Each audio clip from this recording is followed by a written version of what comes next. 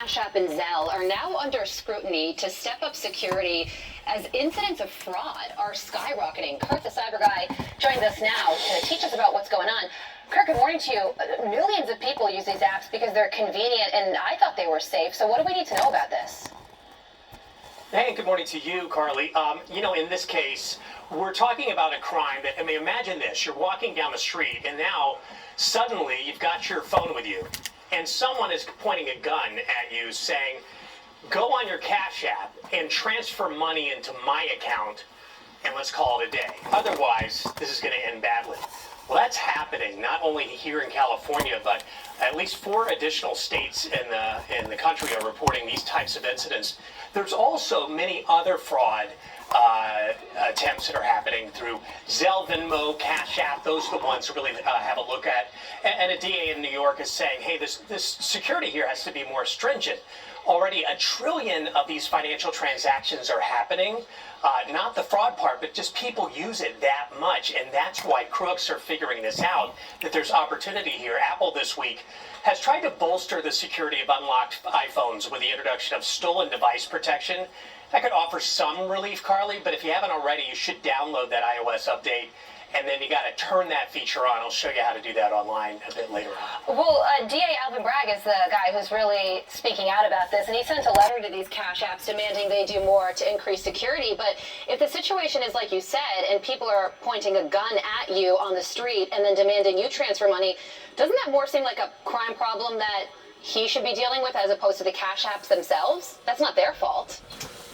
Very good point. Very good point. Fact of the matter is, though, it's still a problem, and it's still something we have to deal with. Whether a DA is going to get off their patootie and do something about it for us or not, it's still a growing problem.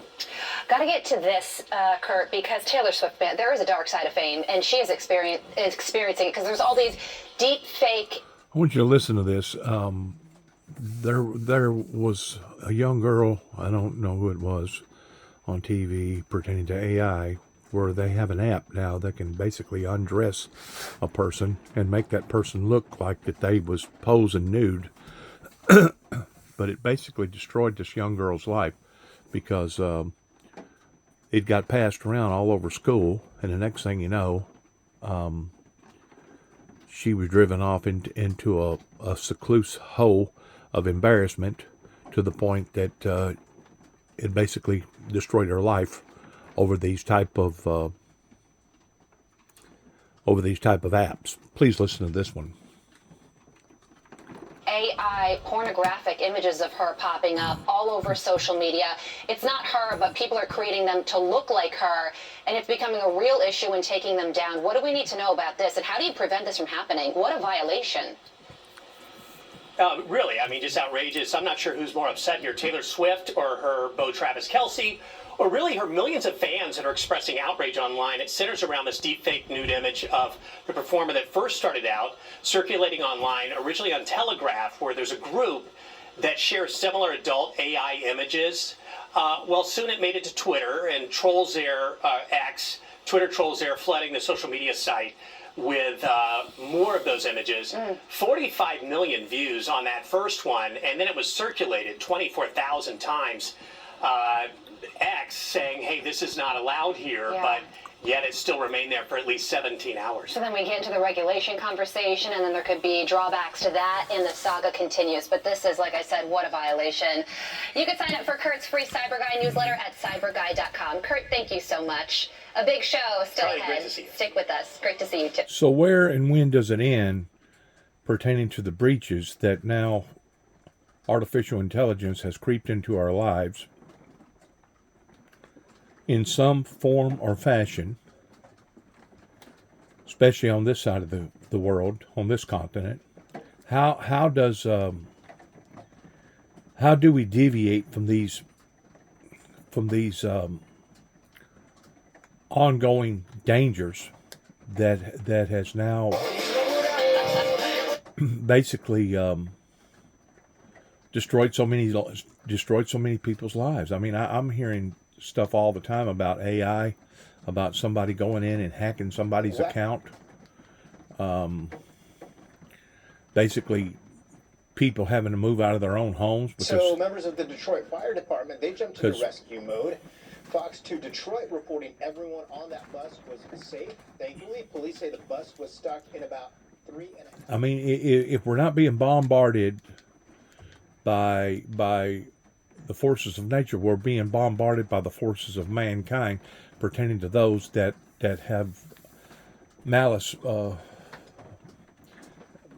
intentions towards wanting to bring harm and hurt and destruction into people's lives. How do we as individuals, not only here in America but throughout the world, escape from all these things? That's what I'm wanting to know.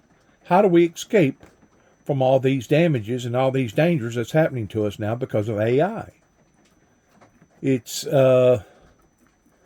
really sickening in how things can start out. You know, they talk about a molehill turning into a mountain.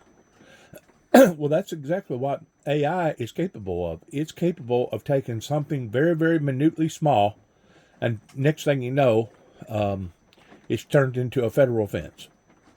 Unbelievable. The verdict was large, over $80 million, but the biggest component of that, Simone, was punitive damages. Right? The jury obviously felt, and unanimously so, that his conduct was both outrageous and needed to be stopped. Now, we'll see if it works. We don't know that yet.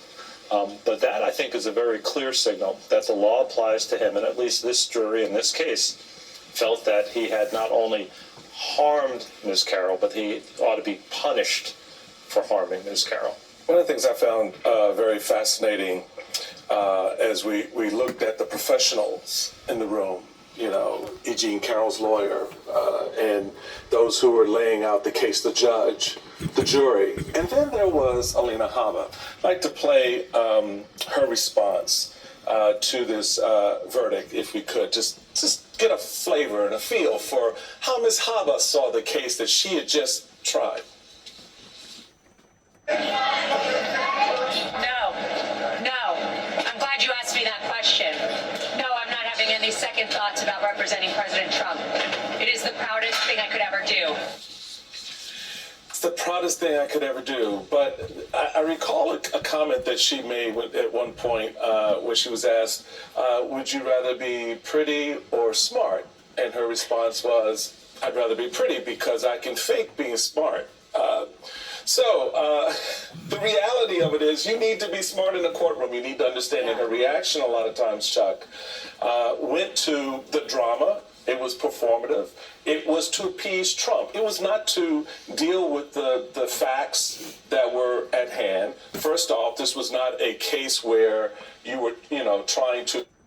The sad thing about this particular case with Donald J. Trump, with him being a billionaire, how many other cases out there that gets overlooked of young girls' lives or women's lives in general that basically goes through the same type of ordeal, but because that person, he or she, is not a predominant person toward being able to go after in a legal sense, but these people still got to be subjected to these type of abusivenesses.